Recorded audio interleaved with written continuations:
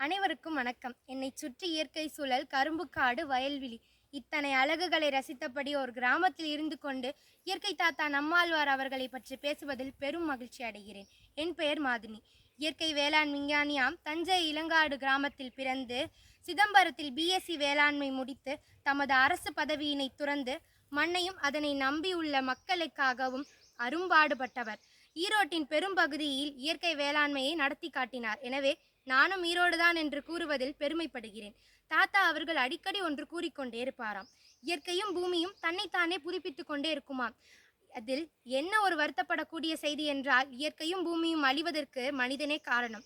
வாகன புகைகள், தொழிற்சாலைகள், காடுகளை அழித்தல் ஆகியவை செய்து கொண்டேதான் இருக்கின்றோம்.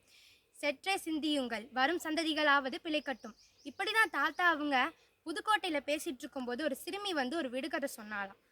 அடி காட்டுல, நடு மாட்டுல, நுனி வீட்டுல. அதாவது அடிவடை செய்த அடிக்கட்டைய காட்டுல விட்டுட்டு, நடுவில் இருக்க வைக்கோலை மாட்டுக்கு போட்டுட்டு, நுனியில இருக்க நெல் கதிர்களை வீட்டுக்கு எடுத்துட்டு வந்தோம். நமக்கு தேவையில்லாத மாட்டுக்கும் மண்ணுக்கும் கொடுத்தோம், அது நமக்கு தேவையானதை கொடுத்தது. நம் நாட்டின் தலைத்து நிற்கும் சுதந்திர மரமாம் வேப்ப மரம் அதன் கொட்டைகளை காப்புரிமை பெற்று திருட முயன்றார்கள் அமெரிக்காவில் சேர்ந்த WR கிரேஸ் கம்பெனி. ஐயா அவர்கள் ஜெர்மனுக்கு சென்று நீதிமன்றத்தில் வாதாடி மே 9, 2000 ஆண்டு காப்புரிமையை ரத்து செய்து நம் மூதாதையர்களின் அறிவினை திருட விடாமல் நம் நாட்டிற்கே கொண்டு வந்தார்.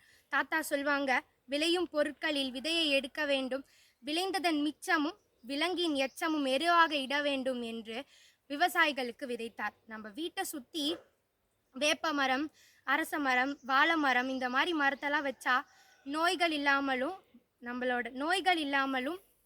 பசி இல்லாமலும் வாழலாம் என்று 2013 ஆண்டு டிசம்பர் 30 மீத்தேன் திட்டத்திற்கு எதிராக போராடி கொண்டிருக்கும் போதுதான் அவர் மூச்சு பிரிந்தது. தம் வாழ்நாள் முழுவதையும் இயற்கைக்காகவே வாழ்ந்து விவசாயிகளுக்காகவே போராடி அந்த மாமனிதனை பற்றி ஒரு சில மணித்துளிகளால் கூறிவிட முடியாது. நம்மாழ்வார் தாத்தா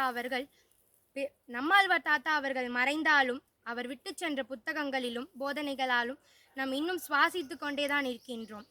செழிக்கட்டும் விவசாயம், செயற்கை உணவை தவிர்ப்போம், இயற்கை உணவை கைப்பற்றுவோம். வாய்மையே வெல்லும்.